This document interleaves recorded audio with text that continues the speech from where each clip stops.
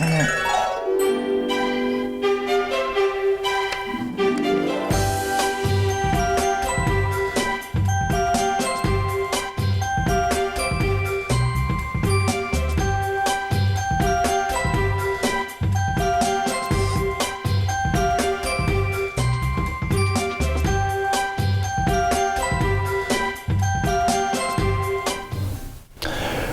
this is Superintendent of Schools, Bill Olsen, and welcome to Education Matters, a program about the people, the programs, and the services in our school system. First, I want to tell you that even though it's the dead of winter, I have my tropical tie on today because today, in our school system, it's Spring Spirit Day, where students and staff are wearing something of a colorful tropical nature to try to break winter and move into spring. So we've had a lot of fun today. We've focused on learning, but let's see if we can transition into spring. Today, we've got an interesting program with our new food service director, Colleen Wallace. Colleen has been with us for a number of years as the manager in the Westford Academy cafeteria and is now our system-wide director of food services. So Colleen, welcome to the program. Thank you, Bill.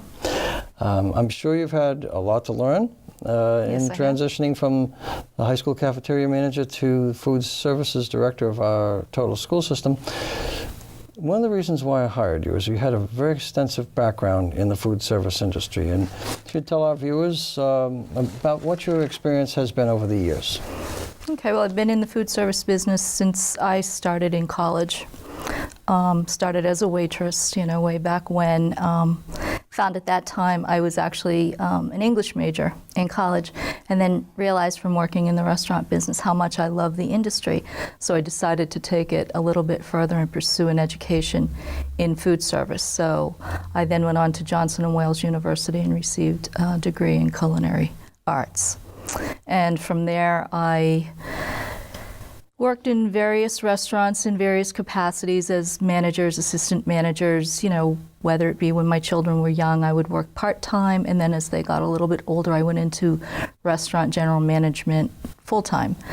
I then went on to corporate food service, working both in the business and industry sector and school dining services. And from there, I came over to Westford Academy, where I worked for 4 years as the cafeteria manager. Great. Well, we're fortunate to have a person with such an extensive food service industry background, because sometimes people with your qualifications are difficult to find to run a school food service program. Now, you've seen over the years as a cafeteria manager at Westford Academy and now as our food service director, some changes to our food service program. And what are the primary changes that you've seen and that you're hoping to implement in our school system also?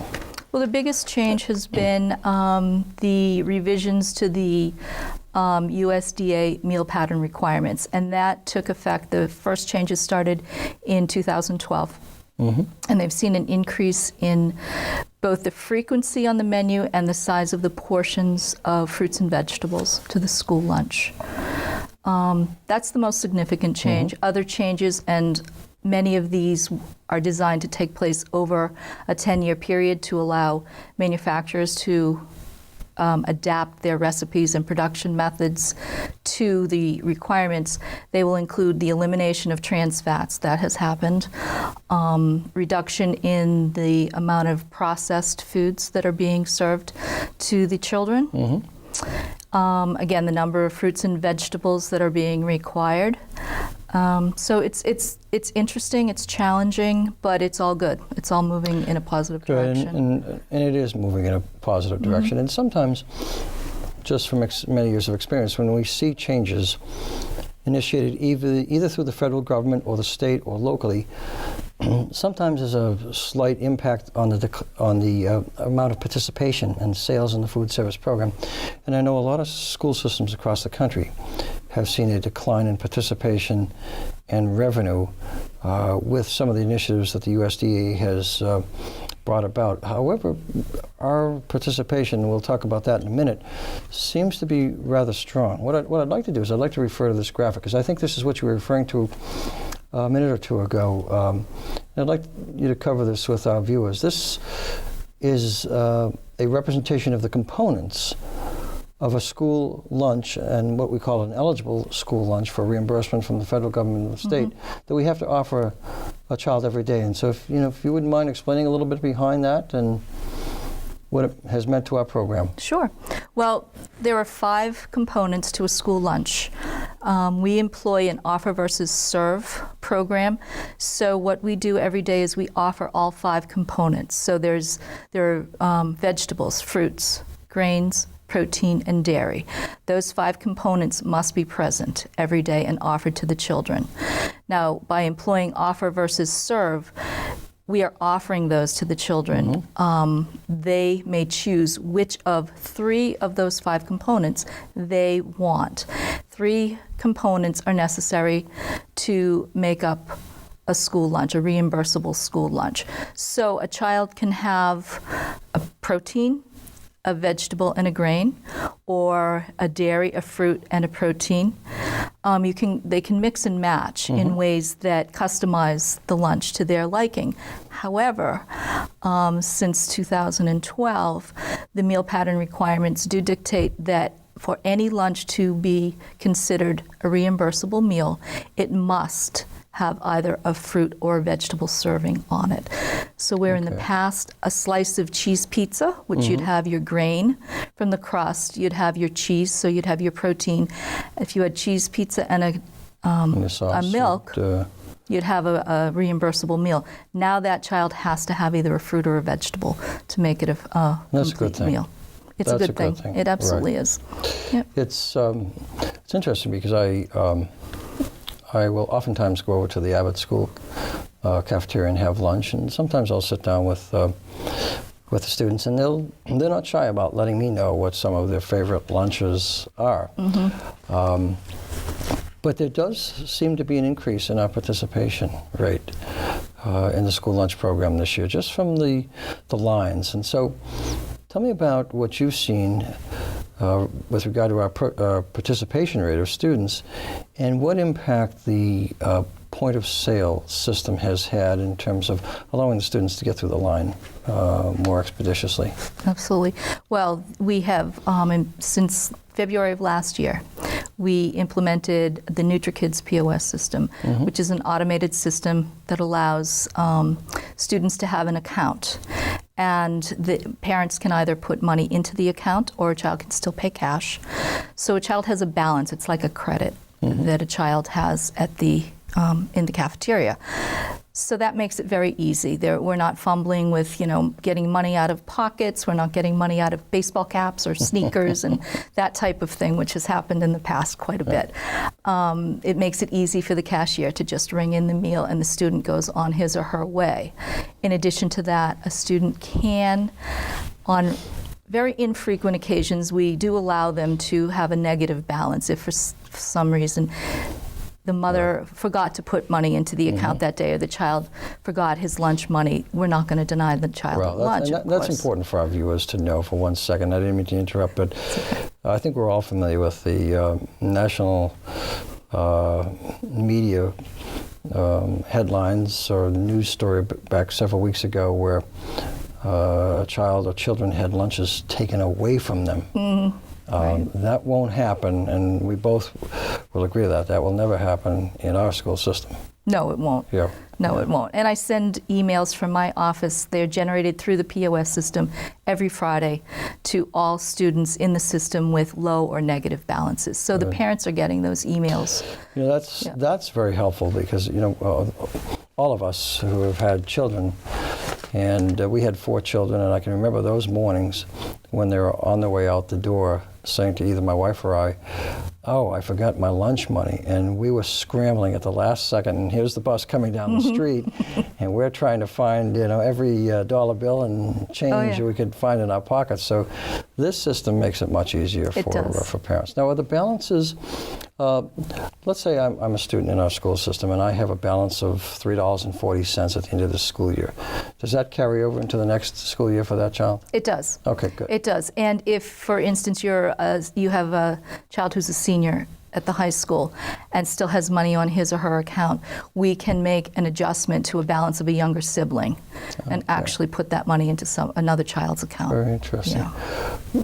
Watching the amount of lunch that some high school students eat, it's probably difficult for me to think of a high school student having a balance at the end of the year. I was in the line one day a year or two ago, and there was a day that pizza was being served, and one student had about 5 pieces of pizza on about 3 different plates. And I said, "Is that for friends or is that for you?" He says, "No, that's for me." And so it's, I've been a few years removed from that, but boy, they can. Oh, they can eat. They can eat. They can eat, absolutely. Tell me about the participation numbers again. I think we've seen an increase in participation this year. We have seen an increase. I think part of it is because of the ease of payment with the new POS system. We are seeing about a 5% increase in student participation over the same time last year. Good. Yeah. That's very good. Yeah, I know you and I have had a chance to review both participation figures and revenue figures, and it's much stronger this year than it has been in the last year or two. And I think it's a function of not only the point of sale purchase equipment, but it's and system, but it's the menu and also the presentation of the food to students. I remember years ago, we used to have the cafeteria workers come outside the cafeteria and actually get on their knees so that they would be viewing the kitchen and the serving area from eye level that children experience. And is there anything in particular that you tell our staff, our CAF staff, in terms of the presentation of food? Well, I do. I try to stress the fact that they have to view the student as a customer, and that we want to make everything as appealing to the eye as we possibly can. We want to use fresh ingredients. We want to add color. We want to add fresh herbs when we can to just brighten something up, whether it be just by appearance or flavor.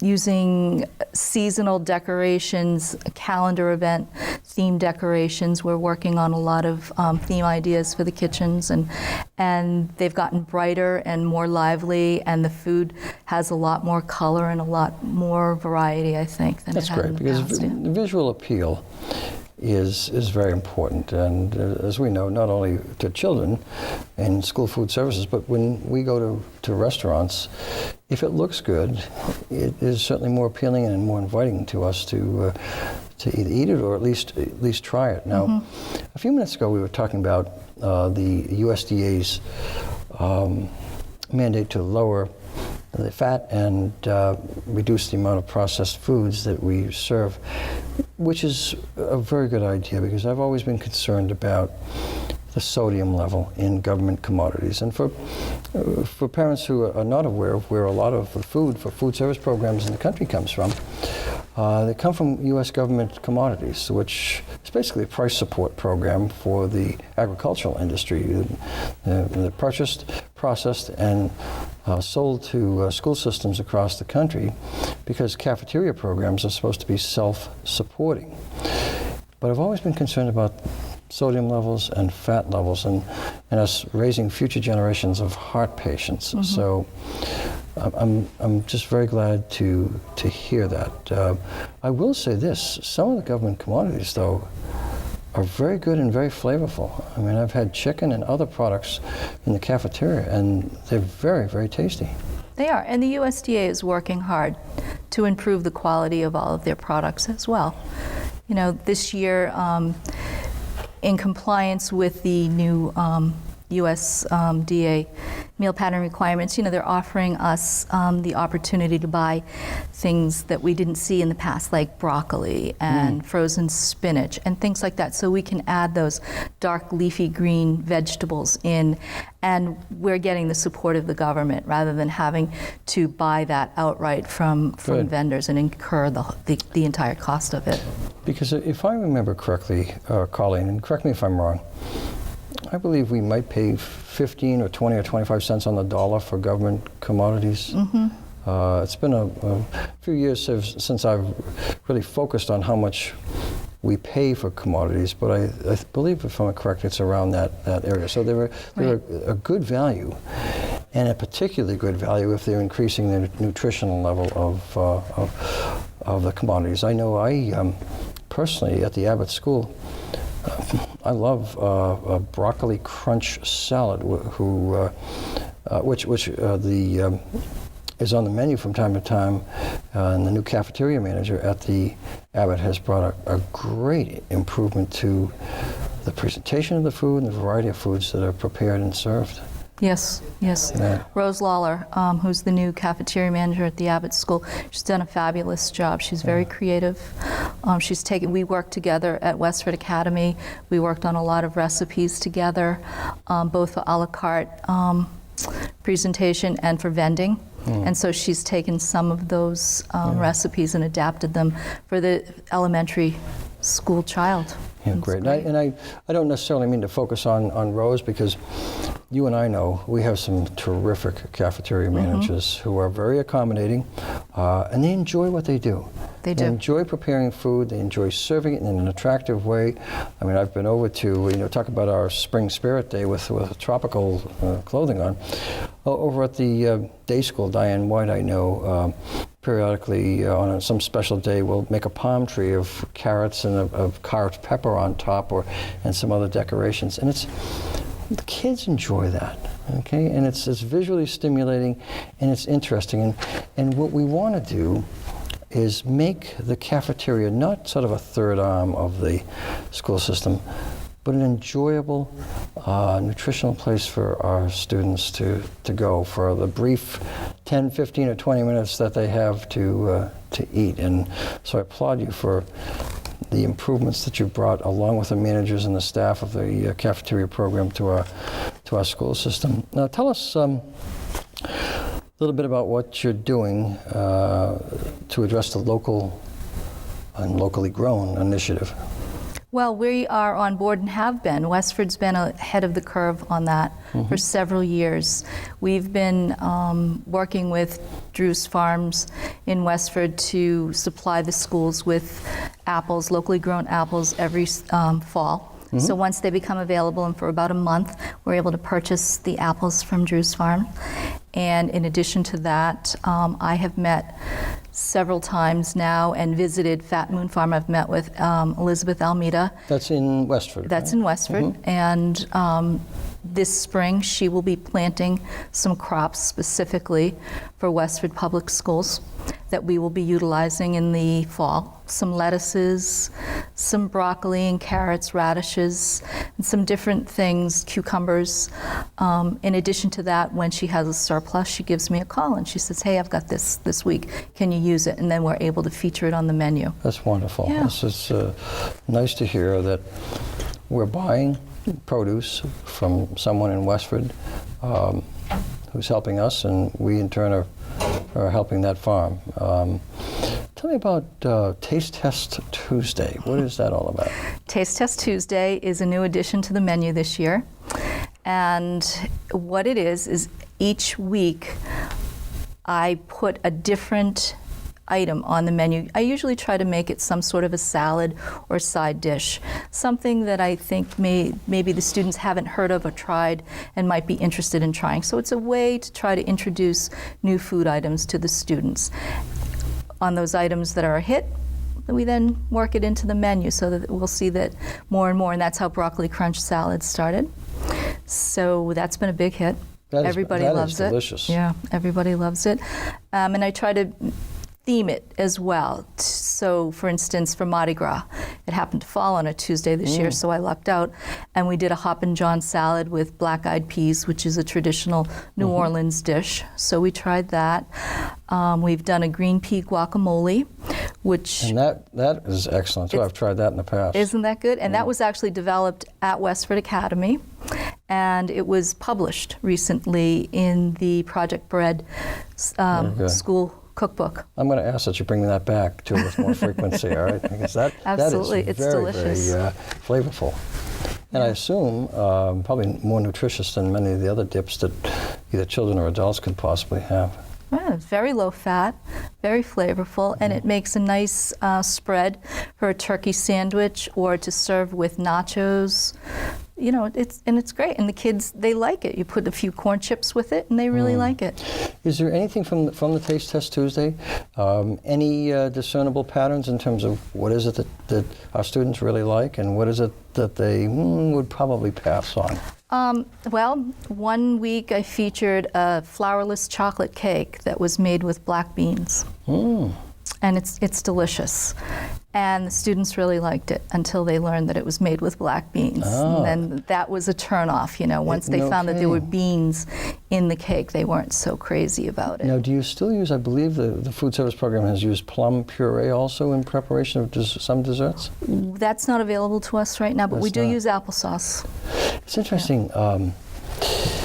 If you put something in front of a student, or in front of even an adult, don't tell them what it is, but they're willing to taste it, and they like it. Once you tell them, it's interesting that they probably won't go back to it, or don't want to go back to it again, and it's all psychological. I know I eat more and more bison, which is a very high quality meat, much more nutritional than beef. Much lower in salt and cholesterol, and very, very high in protein. And I will sometimes either make a meatloaf or meatballs. Some of my children are willing to try it. Others are not. But I've had people try some of the meatballs, and they are very flavorful. Of course, I put my own spices in. But once I tell them that it's bison, they won't try it again. That's it. So it's the human mind that very much dictates what we like and what we don't Absolutely. like. And I can remember some years ago, too, probably 10, 15 years ago in the school system, we used to have taste tests also, not only in the cafeterias, but we used to have them in the central office. Your predecessor would sometimes bring in some fish bites or some types of, or a new pizza vendor or something, and we'd kind of rank them in terms of tastes, spiciness, overall appeal, and it was very interesting. It's sort of consumer research happening, you know, as we work. So always interesting, because food is so central to our culture and every other culture, and it's very, very important to children also. Let's talk a little bit about the Going Green effort. We've used some trays that are recyclable. I believe it's once a week. We do have a pilot program at the Crisafulli School, and on Tuesdays they are using the compostable trays, which are made from a sugarcane pulp. The trays are more expensive than the typical styrofoam tray that is used in school food service, and by about double. So the cost is about twice that of the styrofoam tray. In addition to that, there is some training that has to be given in terms of how to not just compost the tray, but how to dispose of the food. They do this flip, tap, and stack method, where the students are trained to flip the tray over, tap any food debris off of it, and then stack the trays neatly, and then those trays are taken away for compost. I remember we started that, I believe, a year ago or so at the Crisafulli, and maybe not quite a full year, working in collaboration with Sustainable Westford, and it's worked out well to this point in time. However, from an economic standpoint, that's where we have to be a little bit cautious and make sure it is financially viable for us. But we want to do whatever we can to be as environmentally responsible as possible. I was very interested when I first learned of the trays that were fabricated out of recycled sugarcane pulp, and you know, if you look at that industry, a byproduct of that industry, it's a fascinating market that has developed using what formerly perhaps was discarded and now used in products such as food service trays.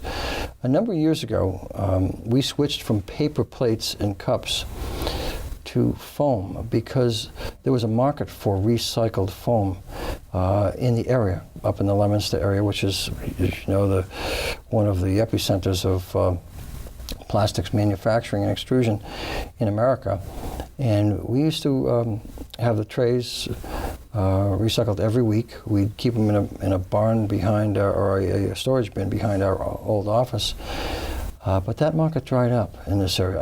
I understand recently that there's a company, I believe it's in Leominster, that has opened and is recycling again. But that market moved down to New Jersey. And I know students at the time, I used to talk with a recycling club at Westford Academy, and they asked why we moved away from paper plates and cups. And I explained to them that in order for a product like that to decompose, it needs air, moisture, and sunlight to decompose. And if you bury that in a landfill 5, 6, 8, 10 feet deep, it's not going to decompose readily. So we'll look forward to working with Sustainable Westford as much as we can, as much as is economically viable, to be responsible citizens in our food service program also. Based on your first, 8, 9 months on the job, what are some of the challenges you see facing the food service program, not only in Westford, but perhaps across the country? I think the biggest challenge right now is the call for more scratch cooking as we move away from the unprocessed foods, which I believe is a good thing. The problem is that when you're taking a raw product and expecting it to be prepared correctly by food service workers who have very little time and also maybe not the skill set required to make that kind of food and to do that type of cooking. That's a big challenge. And so that's something that is going to require ongoing professional development and training. We can get there, but it will take us some time to get everybody to that level where we feel comfortable and we know that it's safe. And I just want to point out to our viewers also, we have about a minute and a half remaining, is that all of our workers are trained in proper food safety handling procedures, correct? Correct. Yeah. Everybody in food service in Westford Public Schools is ServSafe certified. Okay. Yes. So that means they know what items to keep sufficiently cold, what items to keep sufficiently hot at temperatures, how to store products, how to serve them safely, and prepare them safely. Correct. Right? How to get them to that temperature, the correct temperature, whether it be to heat a product or to cool a product, at what temperature they should store it. They're especially trained and very diligent in the FIFO method of, first in, first out, and right. rotating and dating and labeling. And All right, good. In our last minute, tell me about your vision for our school food service program. well, my vision would be to see it. I would love to see participation at about 70%. So that would mean, if 70% of the students were buying lunch, I think that it would be exciting. I think that I'd like to see more in terms of schools helping with gardens and supplying the kitchens with fruits and herbs, not fruits maybe, but herbs and vegetables that they might be able to contribute to the school kitchens. I think that would be exciting. Terrific. Well, you've done a wonderful job with our program. Thank you. And I see that in the participation of students and as they're going through line, how they view the food that's being served, and they enjoy it. And I saw a couple of students a couple of weeks ago buying a second lunch at the elementary school. So keep up the wonderful work you're doing, and in the best interest of the nutrition of students. So this is Bill Olsen. I want to thank our guest today, Colleen Wallace, Food Service Director in our school system. Thank you for watching.